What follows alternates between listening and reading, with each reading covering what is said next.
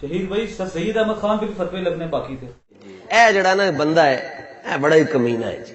اے قادیانی ہے نا، مرزائی ہے اور بے دین بھی ہے. ایویں اینو کہندے سر سید. مچھا والے نو بھی تکلیف ہو گئی جی، سر سید کے خلاف کیوں بولیا ہے؟ کہتا یہ بانی ہے. تینوں بڑی پریشانی ہے، یہ پاکستان کا بانی ہے. میں کہا کسی اور پاکستان دا بانی ہے. جس پاکستان دا مطلب کیا لا الہ الا اللہ او دا بانی. یار ایک خاتون ایڈوکیٹ ہے، ان کی ایک آڈیو وائرل ہوئی ہے پچھلے دنوں 35 منٹ کی، جس میں انہوں نے ٹی ایل پی والوں سے پوچھا ہے کہ یار یہ بتا دو کہ جو 44 بندے فوت ہوئے تھے یہ کس کے لیے ہوئے تھے؟ ناموس رسالت کے لیے ہوئے تھے؟ سفیر نکالنے کے لیے ہوئے تھے؟ سفیر کدھر گیا؟ وہ آپ تو اپنے پرچے ختم کرا کے آ گئے، آپ اپنے 4 شیڈیول ختم کرا کے آ گئے، آپ اپنے بندے کیا ٹوٹل اپنا 1-2 چابی والے کھلونے رہا کروا کے آ گئے. انہوں نے کہا میں نہیں کہہ رہا.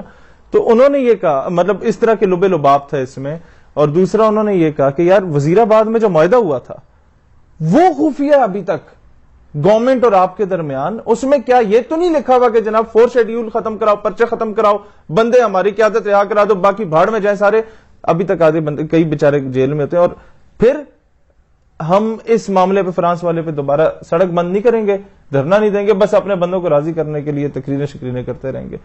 یہ آڈیو لیک ہوئی اور ان کے گروپوں میں یہ چہمہ گوئیاں شروع ہو گئی. ان کے کارکن کہنے لگے کہ یار یہ بابا جی رحمت اللہ علیہ جیسی عظیم ہستی اچانک کیسے فوت ہو گئی، اور اس پہ کسی نے پوچھا ہی نہیں، کوئی ملوث تو نہیں تھا، اور کیسے ان کا پوسٹ مارٹم کیوں نہیں ہونے دیا، اور کس نے روکا کہ جی پوسٹ مارٹم نہیں ہونا چاہیے، یہ کون تھا. یہ باتیں جب چلنا شروع کی تو ٹاپک سے توجہ ہٹانے کے لیے سر سید کو انہوں نے بیچ میں رگڑنا شروع کر دیا. ان کو تو یہ اس طرح کے جاہل پچھلے دور میں بھی موجود تھے جنہوں نے جنرل ایوب کے کہنے پہ محترمہ فاطمہ جناح پہ بھی فتوے داغ دیے تھے. وہ عورت جس نے ساری زندگی شادی نہیں کی کہ میں اپنے بھائی قائد اعظم کا ساتھ دوں گی. ان جاہلوں نے تو، اس طرح کے جاہلوں نے قائد اعظم پہ بھی کفر کے فتوے لگائے کہ بھئی یہ تو سر آغا خان کے فالوور ہیں. بھئی کسی کا کیا فرقہ ہے، کیا مسلک ہے، آپ اپنے اختلاف کی بنیاد پہ اگلے کو قادیانی تو نہ بولو نا، یہ تو زیادتی ہے. پھر آپ یہ دیکھیں پیر مہر علی شاہ رحمت اللہ علیہ جیسی ہستی، گولڈا شریف والے، جنہوں نے مرزا قادیانی مردود کو مناظرہ ہرایا، ان کے بچوں کو یہ گالیاں دے رہے ہیں. سیال شریف والے خواجہ قمر الدین سیالوی رحمت اللہ علیہ جیسی ہستیاں جو تحریک ختم نبوت میں پیش ہوتی تھیں، ان کی جو آگے صاحبزادگان ہیں ان کو یہ لوگ گالیاں دے رہے ہوتے ہیں کہ یہ ہمیں ووٹ نہیں دیتے. یہ تمہیں ووٹ دینے والا مسلمان ہے جو نہیں ہے وہ گستاخ ہے، وہ کافر ہے، وہ قادیانی کیا ہے بھئی، تماشا بنایا ہوا ہے. اور پھر یہ لوگوں سے ووٹ مانگیں گے، جا کہیں گے آپ حضور کو ووٹ دیں گے. تو ایک تگڑا بابا انہیں مل گیا، اس نے کہا جی حضور کا دشمن کون ہوتا ہے؟ کہتا کافر ہوتا ہے. تو بھئی بتاؤ باقی ساری پارٹیوں والے کافر ہو گئے، اور جب تم دوسری پارٹیوں میں تھے تم کافر تھے، تو گارنٹی دو تمہاری تنہائی ان کی تنہائی سے زیادہ پاک ہے. حلف اٹھاؤ قرآن پاک پہ. پھر شاہ احمد نورانی رحمت اللہ علیہ جنہوں نے قادیانیوں کو کافر قرار دیا اسمبلی میں جا کے، ان کے بچوں کو یہ گالیاں نکال رہے ہیں. دعوت اسلامی والے جن کا مرید تھا ممتاز قادری اور غازی تنویر قادری برطانیہ والے، جن اتاریوں کے نام پہ یہ سیاست کر رہے ہیں، یہ پولیٹیکل پارٹی بنا کے بیٹھے اور ووٹ بٹور رہے ہیں، چندے وندے بٹور رہے ہیں، ان دعوت اسلامی والوں کو یہ گالیاں نکال رہے ہیں. ساری سیاست ان کی 295C پہ، عوام کو اس پہ ان لوگوں نے بیوقوف بنایا. وہ 295C لکھنے والا ڈاکٹر طاہر القادری اس پر یہ کہتے ہیں یہ کافر ہے، کافر نہیں ہے تو یہ جناب غدار ہے یا گستاخوں کا یار ہے یا یہ پادری ہے. تو اگر ہمیں گالی دیں تو اس میں کون سی نئی چیز ہے؟ انہوں نے اتنے ایسے لوگوں کو نہیں بخشا. ان لوگوں نے مزید، آپ چلے جائیں، ان کو اگر پتہ چل جائے نا، ویسے تو ہیں سارے جاہل، ان کو پتہ کچھ نہیں ہے. انہیں پتہ چل جائے کہ مسلم لیگ کا بانی سر پرنس کریم آغا خان صاحب تھے تو یہ پیر جماعت علی شاہ رحمت اللہ علیہ پہ بھی کفر کے فتوے لگائیں گے، یہ مانکی شریف والوں پہ بھی کفر کے فتوے لگائیں گے، زکوڑی شریف والوں پہ بھی کفر کے فتوے لگائیں گے کہ جناب تم لوگ اس مسلم لیگ کے حصہ تھے جس کا بانی جو سر آغا خان صاحب تھے، تم لوگ اس کے ممبرز تھے. یہ لوگ کہیں گے نہیں یہ تو بھی بڑا غلط ہو گیا، پھر یہ پاکستان کے بھی خلاف ہو جائیں گے، پاکستان بھی فتویٰ داغ دیں گے. وہ نہیں ہے، ان کو جہاں چابی چلاؤ کھلونے کی طرح موڑ دو، ٹلٹ کر دو، ادھر کر دو یا ادھر کر دو. وہ بابا جی رحمت اللہ علیہ تھے، دلیر آدمی تھے، رضوی صاحب اللہ ان کے درجات بلند فرمائے. اس کے بعد تو موروثی سیاست ہے. اب ان کے لیڈر میں یا بلاول میں کیا فرق ہے؟ وہ زرداری کا بیٹا یا رضوی صاحب کا بیٹا ہے. ان میں یا فضل رحمان صاحب میں بھی کوئی فرق نہیں ہے، وہ مفتی محمود صاحب کے بیٹے ہیں، یہ رضوی صاحب کے بیٹے ہیں، یا وہ مریم بی بی نواز شریف کی بیٹی ہے، یہ اپنے والد کے بیٹے ہیں تو آگے ہیں. اور اتنے میں انہوں نے چھوٹا کھلونا بھی جاری کر دیا کہ جناب بڑے کو کچھ ہو جائے تو چھوٹا کھلونا سامنے آ جائے. وہ ایسی اوٹ پٹانگ باتیں کرتے, تڑیاں ہر بندے کو لگا رہا ہوتا ہے کہ اس کی بات کی غور سے ذی شعور دیکھے اور پوری تقریر سنے اس کی, تو وہ کہے گا اپنا سر دیوار پہ مارے کہ یار کیا ہو کیا رہا ہے.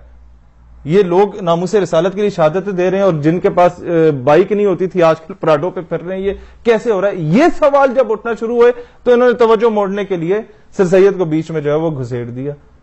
پھر اس کے بعد آپ آ جائیں, بینک مینیجر اپنے ملازم کو بولے کہ جناب وقت پہ آیا کرو, وہ اس کو گولی مار دے, تم گستاخ ہو گئے.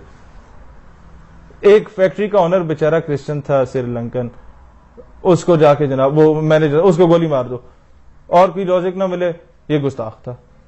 بھائی سب سے زیادہ 295C کو کسی نے نقصان پہنچایا تو یہ لوگ پہنچا رہے ہیں.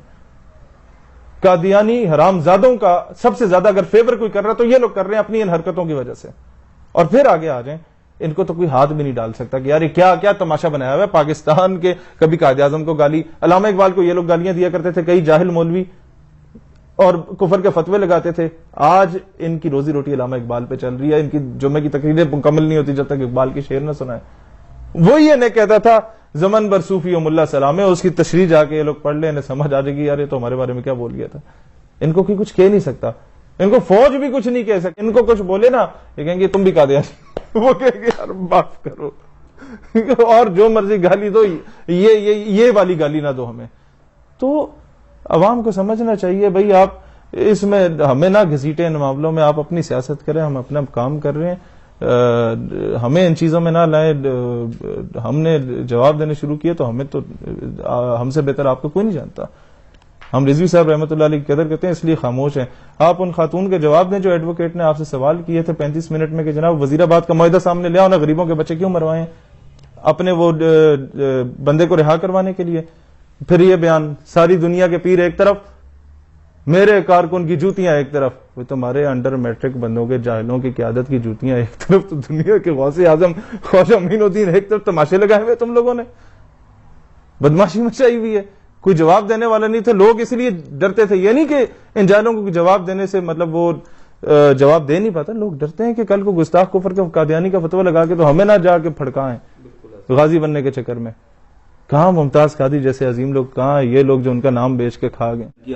ہاں وہ آ گئی. ابھی تو شہیدوں کی فیملیز بھی اٹھنا شروع ہو گئی ہیں, جو لوگ شہید ہوئے تھے ان کی فیملیز اٹھنا شروع ہو گئی ہیں. ان کو پیسے دے کے چپ نہ کروا دیں تو انہوں نے اٹھ جانا, بھائی جان ہمارا بچہ ناموس رسالت کے لیے مروایا یا انڈر میٹرک بندہ رہا کروانے کے لیے مروایا.